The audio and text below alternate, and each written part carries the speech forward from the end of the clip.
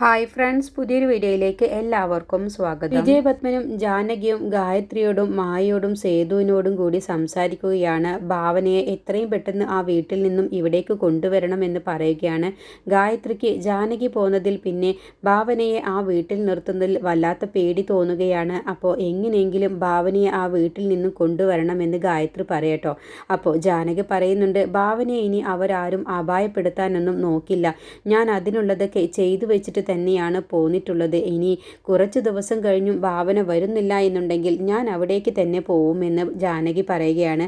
അപ്പോൾ സേതുവിനോട് വിജയപത്മൻ പറയുകയാണ്, നീ എത്രയും പെട്ടെന്ന് അവളെ ഇവിടേക്ക് കൊണ്ടുവരാനുള്ള കാര്യങ്ങൾ ചെയ്യ്, അല്ല എന്നുണ്ടെങ്കിൽ അവിടെ നിർത്തുന്നത് അത്രയ്ക്കങ്ങ് ബുദ്ധിയുള്ള കാര്യമല്ല എന്ന് പറയട്ടോ. സേതു പറയാണ്, ഞാൻ പറഞ്ഞാലൊന്നും ഭാവന അത് അനുസരിക്കുകയൊന്നുമില്ല.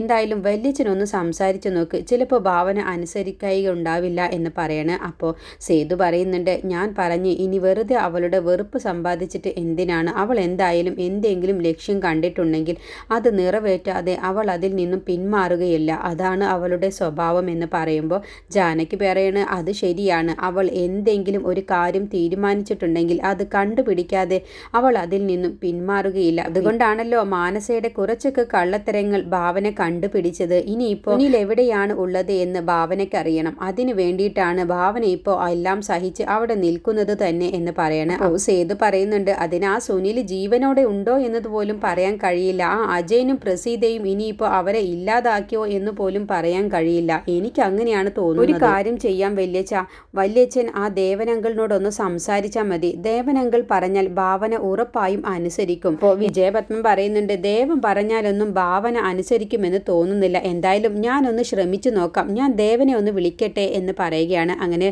ജാനകിയും വിജയപത്മനും അവിടെ നിന്ന് പോവുകയാണ് കേട്ടോ. പിന്നീട് അജയനും പ്രസീതയും ഭാവനയുടെ കാര്യം തന്നെയാണ് സംസാരിക്കുന്നത്. അജയൻ പറയുന്നത് ഭാവനയെ ഇല്ലാതാക്കണം എന്ന് തന്നെയാണ്. ഇനി അവൾ രക്ഷപ്പെട്ടുകൂടാ, അവളെ ഒരു അറ്റ കൈ തന്നെ ഇനി പ്രയോഗിക്കണം. ഏതായാലും ഭാവനയ്ക്ക് എന്തെങ്കിലും സംഭവിച്ചാൽ നമ്മളെ തന്നെയാണ് അവർ എല്ലാവരും കുറ്റപ്പെടുത്തുകയുള്ളൂ. അതുകൊണ്ട് ജയിലിലേക്ക് പോവാനുള്ള രീതിയിൽ തന്നെ നമ്മൾ ഇനി ഓരോ കാര്യങ്ങളും മുന്നോട്ട് വെക്കണം. അതാണ് ഇനി ചെയ്യേണ്ടത്. നിനക്ക് പേടി വല്ലതും തോന്നുന്നുണ്ടോ പ്രസീത? നിനക്ക് ജയിലിലേക്ക് പോവാനൊക്കെ നിനക്ക് പേടിയുണ്ടോ എന്ന് ചോദിക്കുമ്പോൾ അതിനൊന്നും എനിക്ക് ഒരു പേടിയുമില്ല.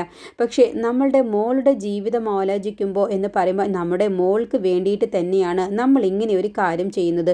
ഏതായാലും നമ്മുടെ മോൾക്ക് പോലും ഇപ്പോൾ നമ്മളെ വേണ്ട. അപ്പോൾ പിന്നെ ഭാവനയെ ഇല്ലാതാക്കിയിട്ട് നമ്മൾ ജയിലിലേക്ക് പോകുന്നതാണ് നല്ലത്. അങ്ങനെയാകുമ്പോൾ നമ്മളുടെ മോൾക്കെങ്കിലും ഒരു ജീവിതം കിട്ടുമല്ലോ എന്ന് പറയട്ടോ. അപ്പോൾ പ്രസീത പറയാണ്, ഇവിടെ ഇങ്ങനെയൊക്കെ ജീവിക്കുന്നതിലും ഭേദം ജയിലിൽ പോയി കിടക്കുന്നത് തന്നെയാണ്. അജയേട്ടൻ നല്ലൊരു തീരുമാനം കണ്ടെത്ത്. എന്തെങ്കിലും ഭാവനയെ ഇല്ലാതാക്കാൻ വേണ്ടി നല്ലൊരു പ്ലാൻ തന്നെ കണ്ടെത്തണം. അതോടുകൂടി ഭാവന ഇല്ലാതാവണം. പിന്നെ നമ്മുടെ മോൾക്ക് ഭീഷണിയായിട്ട് അവൾ ഉണ്ടാവുകയുമില്ല. അതിനുള്ള വഴി എന്താന്ന് വെച്ചാൽ അജയേട്ടൻ നോക്കിക്കോ, കൂടെ ഞാനും ഉണ്ടാവും എന്ന് പ്രസീത പറയുകയാണ്. അങ്ങനെ അജയനും പ്രസീതയും കൂടി ഭാവനയെ വീണ്ടും ഇല്ലാതാക്കാൻ തന്നെയാണ് കേട്ടോ അവർ തീരുമാനിക്കുന്നത്. അങ്ങനെ അജയൻ ഇങ്ങനെ ഓരോന്ന് ആലോചിച്ച് പഴമിരുന്ന് തിന്നുകയാണ്. ആ സമയത്താണ് സൂര്യ ദേഷ്യപ്പെട്ടിട്ട് അവിടേക്ക് വരുന്നത്. എന്നിട്ട് അജയനോട് ചോദിക്കുകയാണ്, അല്ല നീയാണോ ഇവിടെ നിന്നും ജാനകി ആൻറ്റിയെ പറഞ്ഞയച്ചത്? അതിന് വേണ്ടിയിട്ടാണോ പല്ലവിയെ ഇങ്ങോട്ട് കൊണ്ടുവന്നത് എന്ന് ചോദിക്കുമ്പോൾ അജയൻ ഒന്നും അറിയാത്ത ഭാവത്തിൽ, എന്താ സൂര്യ നീ ഈ പറയുന്നത്? ഞാനൊന്നും അറിഞ്ഞിട്ടില്ലല്ലോ. ഏത് പല്ലവി എന്ന് ചോദിക്കുമ്പോൾ വല്ലാതെ അങ്ങ് പൊട്ടം കളിക്കണ്ട. നീ തന്നെയാണ് ജാനകി ആൻറ്റിയെ ഇവിടെ നിന്നും പറഞ്ഞയക്കാൻ വേണ്ടി പല്ലവിയെ പോയി കണ്ട് സംസാരിച്ചത്. നിനക്ക് ഇനിയും ഭാവനയെ ഉപദ്രവിച്ചത് മതിയായില്ല അല്ലേ? അപ്പോൾ ജാനകി ആൻറ്റി ഈ വീട്ടിൽ നിന്നും പോയി കഴിഞ്ഞാൽ നിന്റെ ഉദ്ദേശം നടക്കും. അതിന് വേണ്ടിയിട്ടല്ലേ നീ ഈ ഒരു കളി കളിച്ചത്? നിന്നെ ഞാൻ ഇനി വെറുതെ വിടാൻ പോകുന്നില്ല എന്നും പറഞ്ഞ് അജയനെ സൂര്യ നന്നായിട്ട് തന്നെ അടിക്കുകയാണ് കേട്ടോ. അപ്പോഴത്തേക്കും ഈ സൗണ്ട് കേട്ട് പ്രസീത മുകളിൽ നിന്നും വരികയാണ്. എന്നിട്ട് ഓടി വായോ സൂര്യ, അജയേട്ടനെ അടിക്കുന്നു, ഒന്ന് ഓടി വായോ എന്ന് പറയാൻ കേട്ടോ. അങ്ങനെ പ്രസീത ഒരുപാട് സൂര്യയെ തടയാനൊക്കെ ശ്രമിക്കുന്നുണ്ട്. പക്ഷേ അജയനിട്ട് നന്നായിട്ട് തന്നെ പൊട്ടിക്കുകയാണ്. അപ്പോഴത്തേക്കും അവിടേക്ക് ജയ വരികയാണ്. എന്നിട്ട് എന്താടാ സൂര്യ നീ കാണിക്കുന്നത്? എന്തിനാണ് നീ ഇവിടെ ഇങ്ങനെ ബഹളം വെക്കുന്നത് എന്നൊക്കെ ചോദിക്കുമ്പോൾ അമ്മയുടെ ഈ പുന്നാര ആങ്ങളയുണ്ടല്ലോ, ഇവരാണ് ജാനകി ആൻറ്റിയെ ഈ വീട്ടിൽ നിന്നും പറഞ്ഞയച്ചത്. ഭാവനയുടെ വല്യമ്മയെ ഈ വീട്ടിൽ നിന്നും പറഞ്ഞയക്കാനും പല്ലവി ഇവിടേക്ക് വരാനും കാരണം ഈ നിൽക്കുന്നവനാണ് എന്ന് പറയുമ്പോൾ നീ എന്താ ഈ പറയുന്നത്? ചോദിച്ചു നോക്ക്, ഞാൻ പറഞ്ഞത് സത്യം തന്നെയാണ് എന്ന് പറയട്ടെ. അപ്പോൾ എന്താ ചേട്ടാ ഞാൻ കേട്ടത് സത്യമാണോ എന്ന് ചോദിക്കുമ്പോൾ ഞാനൊന്നും അറിഞ്ഞിട്ടില്ല എന്ന് പറഞ്ഞ് നുണ പറയുകയാണ്. എനിക്കൊന്നും അറിയില്ല, ഈ സൂര്യ നുണ പറയുന്നതാണ് എന്ന് പറയുമ്പോൾ പറയുമ്പോഴത്തേനും സൂര്യയ്ക്ക് വീണ്ടും അങ്ങ് ദേഷ്യം വരികയാണ് കേട്ടോ. അപ്പോഴത്തേക്കും ഭാവന വരികയാണ്. എന്നിട്ട് ഭാവന ചോദിക്കുകയാണ്, എന്താ സൂര്യ ഈ കാണിക്കുന്നത്? നീ അങ്ങ് മാറി നിൽക്കുന്നുണ്ടോ? നിന്റെ വല്യമ്മ ഇവിടെ നിന്ന് പോവാൻ കാരണം ഈ നിൽക്കുന്ന ഇയാളാണ് പല്ലവിയെ കണ്ട് സംസാരിച്ചത്. നിനക്ക് വേണ്ടി വേലക്കാരിയായിട്ടാണത്രേ നിന്റെ വല്യമ്മ ഇവിടെ വന്ന് താമസിച്ചത്. അങ്ങനെ പറഞ്ഞ് ആ പല്ലവിയെ മൂട്ടിക്കുത്തിയതുകൊണ്ടാണ് പല്ലവി ഇവിടെ വന്ന് ഇങ്ങനെയൊക്കെ സംസാരിച്ചത് എന്ന് പറയുമ്പോൾ ഭാവന ആകെ ഞെട്ടിപ്പോവുകയാണ് കേട്ടോ. അപ്പോൾ സത്യമാണോ എന്നുള്ള ഭാവത്തിൽ അങ്ങ് നോക്കുകയാണ്. എന്നിട്ട് അജയ് നിന്ന് പതറുകയാണ് കേട്ടോ. അപ്പോൾ അജയനോട് വീണ്ടും അടിക്കാനൊക്കെ ചെല്ലുകയാണ്. അപ്പോൾ ജയൊക്കെ തടയുകയാണ് കേട്ടോ. എന്നിട്ട് പറയാണ്, അമ്മയ്ക്കിപ്പോൾ തൃപ്തിയായില്ലേ? അമ്മ കാരണമാണ് ഇങ്ങനെയൊക്കെ ഈ വീട്ടിൽ സംഭവിക്കുന്നത് തന്നെ. ഈ ആങ്ങളയെ ഈ വീട്ടിൽ നിന്ന് പുറത്താക്കിയാൽ മാത്രമാണ് ഇവിടെ സമാധാനം ഉണ്ടാവുകയുള്ളൂ എന്ന് പറയണേ. അപ്പോഴത്തേക്കും ഈ ഒരു ബഹളം കേട്ട് മാനസ വരികയാണ്. അങ്ങനെ വീണ്ടും അജയെ നുണ പറയുകയാണെന്ന് കാണുമ്പോൾ സൂര്യയ്ക്ക് വീണ്ടും ദേഷ്യം വരികയാണ് കേട്ടോ. എന്നിട്ട് പറയാണ്, ഇയാളേനെ ഇപ്പം തന്നെ ഇവിടെ നിന്ന് പുറത്താക്കണം, അല്ല എന്നുണ്ടെങ്കിൽ ഞാനും ഭാവനയും ഇവിടെ നിൽക്കില്ല എന്ന് പറയട്ടോ. അപ്പോൾ അജയൻ പറയണ, ഞങ്ങൾ ഇവിടെ നിന്നും പോവുകയൊന്നുമില്ല എന്ന് ഒരു കൂളായും കൊണ്ട് തന്നെ പറയുകയാണ്. അപ്പോൾ വീണ്ടും സൂര്യയ്ക്ക് അങ്ങ് ദേഷ്യം വരികയാണ്. എന്നിട്ട് സൂര്യ പൊതിരെ അങ്ങ് അജയനെ അടിക്കുകയാണ് കേട്ടോ. അപ്പോൾ ഈ ഒരു ബഹളം കേട്ട് ദേവൻ താഴേക്ക് വരികയാണ്.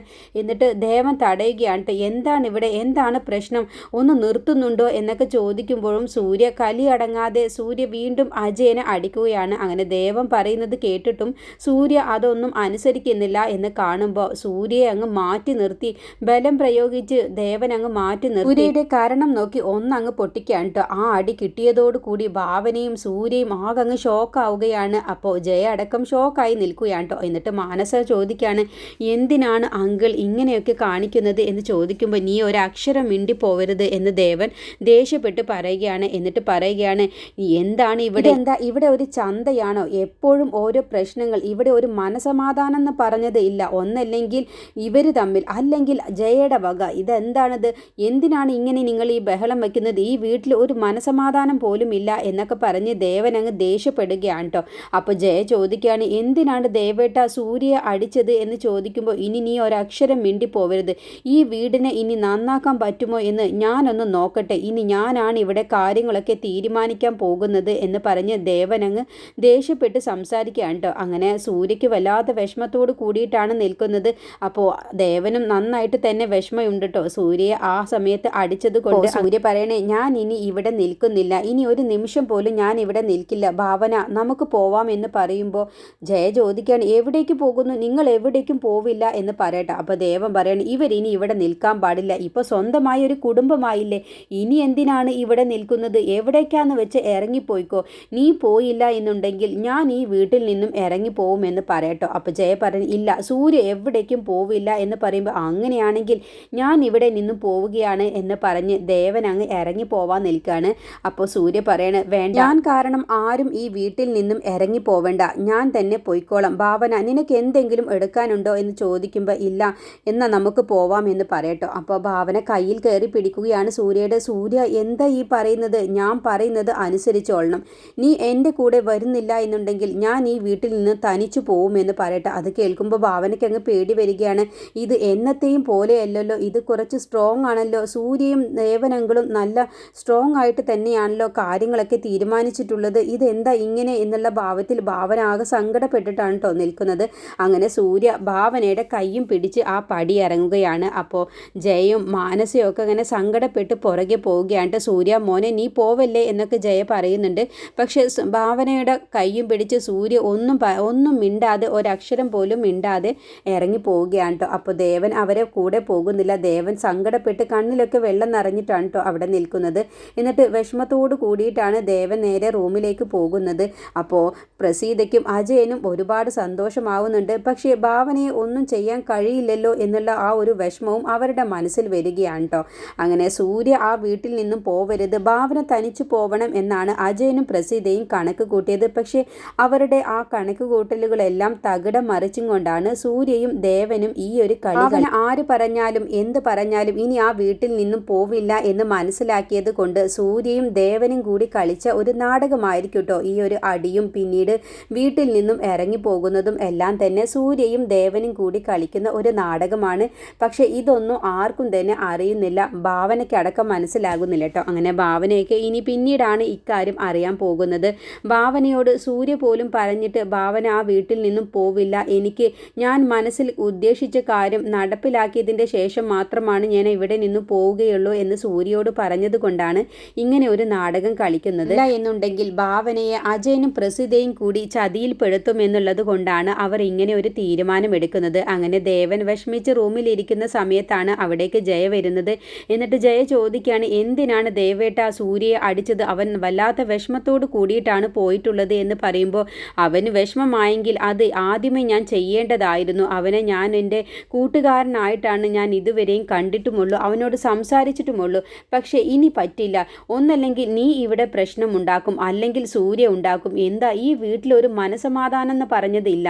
ഇനി നിനക്കങ്ങനെ സൂര്യ പോയതിൽ വിഷമമുണ്ടെങ്കിൽ നീ സൂര്യയെ തിരിച്ചു കൊണ്ടുവന്നോ. പക്ഷെ ഞാൻ പിന്നെ ഈ വീട്ടിലുണ്ടാവില്ല, ഞാൻ ഈ വീട്ടിൽ പിന്നെ ഒരു നിമിഷം പോലും നിൽക്കില്ല എന്ന് പറയട്ടോ. അങ്ങനെ ജയയ്ക്ക് പിന്നെ ഒന്നും ചെയ്യാൻ കഴിയുന്നില്ല. അങ്ങനെ ജയയ്ക്ക് ഒന്നും മിണ്ടാതെ ജയ ആകെ ഇത് വല്ലാത്ത ഒരു തീരുമാനമായല്ലോ, ദേവേട്ടൻ ഇതുവരെയും പ്രതികരിക്കാത്തത് പോലെയാണല്ലോ ഇപ്പോൾ ഇങ്ങനെ ഒരു തീരുമാനമെടുത്തത്, ദേവേട്ടൻ വല്ലാത്ത ഒരു ദേഷ്യത്തിലാണല്ലോ എന്നൊക്കെയാണ് കേട്ടോ ജയ ആ സമയം പേടിയോടുകൂടി മനസ്സിൽ തീരുമാനിക്കുന്നത്. അങ്ങനെ ദേവൻ കാറിൻ്റെ കീ എടുത്ത് പുറത്തേക്ക് പോകുന്ന സമയത്ത് ജയ ചോദിക്കുകയാണ്, എവിടേക്കാണ് ദേവേട്ട പോകുന്നത് എന്ന് ചോദിക്കുമ്പോൾ, ഞങ്ങൾക്ക് മനസമാധാനം കിട്ടുന്ന സ്ഥലമുണ്ട്, ഞാൻ അവിടെ ഉണ്ടാവുമെന്നും പറഞ്ഞ് ദേഷ്യപ്പെട്ട് ദേവൻ ഒരക്ഷരം പോലും മിണ്ടാതെ കാറിൻ്റെ കീയും എടുത്ത് പോവുകയാണ്. അപ്പോൾ ജയക്ക് ഇനി എന്ത് ചെയ്യണം എന്ന് അറിയാതെ എങ്ങനെയാണ് സൂര്യയെ തിരിച്ചു കൊണ്ടുവരിക എന്ന് ആലോചിച്ച് വിഷമിച്ച് നിൽക്കുകയാണ്. ഈ സമയം സേതുവിൻ്റെ ഫോണിലേക്ക് രമേശ് വിളിക്കുകയാണ് കേട്ടോ. എന്നിട്ട് പറയുകയാണ്, നമ്മൾ ഇന്ന് കൊടുക്കാനിരുന്ന കാറ്ററിങ് അത് അവർ ചതിച്ചു, അവർ ആ ക്യാൻസലാക്കി, അവരതിൽ നിന്നും പിന്മാറി എന്ന് പറയുമ്പോൾ എന്ത് എന്ന് ചോദിക്കുക കേട്ടോ.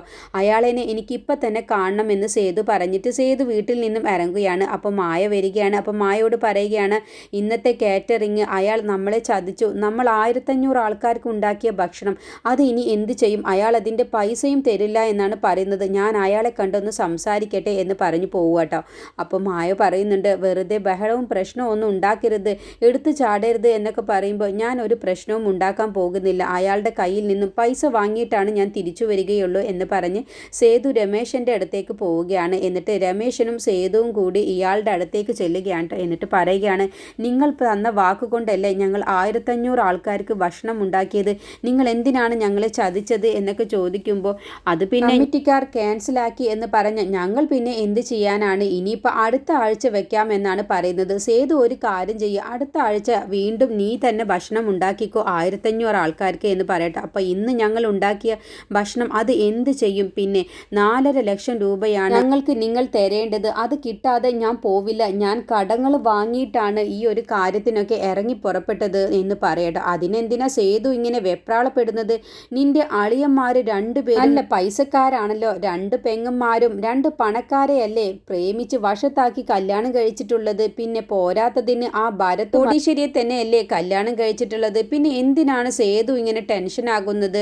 നിന്റെ സൂര്യ എന്ന് പറഞ്ഞ അളിയൻ വിചാരിച്ച പോരെ, നിനക്ക് 4.5 ലക്ഷമല്ല അതിൽ കൂടുതൽ നിന്റെ കടങ്ങളുണ്ടെങ്കിൽ അത് വീട്ടിൽ തരുമല്ലോ എന്ന് പറയുമ്പോൾ സേതുവിനങ്ങ് ദേഷ്യം വരികയാണ്. എന്നിട്ട് സേതു 2 പേർക്കും കണക്കിനങ്ങ് കൊടുക്കുകയാണ്. അപ്പോൾ രമേശൻ തടയുന്നുണ്ട്, വേണ്ട സേതു എണ്ണ വെറുതെ പ്രശ്നം ഉണ്ടാക്കണ്ട എന്ന് പറയുമ്പോൾ, ഇവരുടെ ഈ സംസാരം, ഇവർ മനഃപൂർവ്വം നമ്മളെ ചതിച്ചതാണ്, ഇവർക്ക് എന്തോ ഒരു ഉദ്ദേശമുണ്ട്, അതുകൊണ്ടാണ് നമ്മളെ ഇങ്ങനെ ചതിച്ചത്, ഇവരെ വെറുതെ വിടാൻ പറ്റില്ല, എനിക്ക് തരാനുള്ള 4.5 ലക്ഷം രൂപ ഇവരുടെ കയ്യിൽ നിന്നും ഞാൻ വാങ്ങിയിരിക്കും എന്നും പറഞ്ഞ് സേതു 2 പേരെയും കണക്കിന് അടിക്കുകയാണ്. പക്ഷേ അവർ സേതുവിനെ കൊടുക്കാനുള്ള ഒന്ന് മനസ്സിൽ ഉദ്ദേശിച്ചിട്ടാണ് സേതുവിനോട് ഈ ഒരു ചതി ചെയ്തിട്ടുണ്ടാവുക.